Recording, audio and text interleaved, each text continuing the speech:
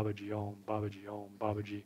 We had a lot of time to chant and do japa because we were with some other people who were not in that great a shape. They were these Indians who really hadn't taken time to acclimatize, and we were at 14, 15,000 feet, which is about the height of Mount Whitney. It's not so easy to breathe up there, and so we went kind of slowly, but it was great because you just were in this incredible place. I just kept waiting for Babaji to come, and I was just, Om Babaji, Om Babaji, Om Babaji, and you'd see sadhus walking by up there, and someone might talk to, and they said, "Oh yes, Babaji is here. I haven't seen him, but he's here." There's stories about people meditating inside these mountains. There's sadhus. It's just an incredible vibration there. I mean, it wasn't also always easy to do kriyas at 14,000 feet, and it wasn't always easy to, have long meditations because it was below freezing in the morning. But wonderful, wonderful vibration. And so I was just really trying to stay focused on Babaji.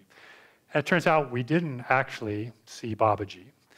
And we came back down, we met Mahavir again, and we were going to go back down to Rishikesh, which is down at the source. And in the end, I was talking to Mahavir, and we were kind of weighing going back to Rishikesh versus going to Babaji's cave. And we had actually decided to go follow the Ganges back down and see some of the things. But then, Babaji spoke through Mahavir, and he said, I don't think Rishikesh is that holy a city. I think Babaji is calling you to Babaji's cave. I said, okay, let's go to Babaji's cave.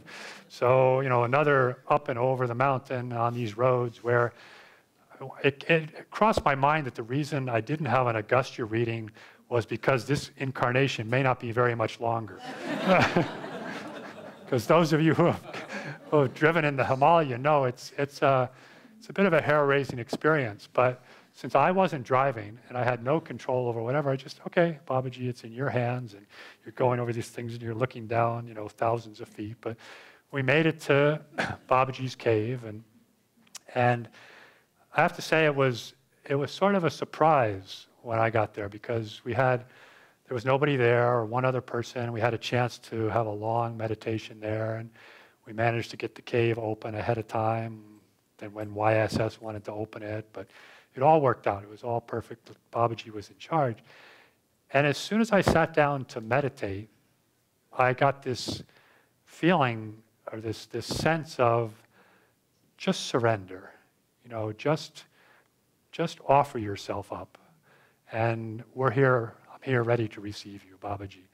And this was, I realized, in a bit of a contrast to what I had been doing before with, this Om Babaji, trying to be, the self-discipline, the focus, I was really worried about the passage in the autobiography where Yukteswar fairly extinguished Babaji in the ether due to his restlessness. So I was trying to not be too restless and try to be this, focus and do everything I could.